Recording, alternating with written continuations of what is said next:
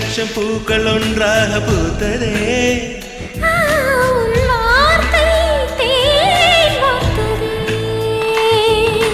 மௌனம் பேசியதே, குளிர் தென்றல் வீசியதே. ஏழை தேடிய ராணி நீ என்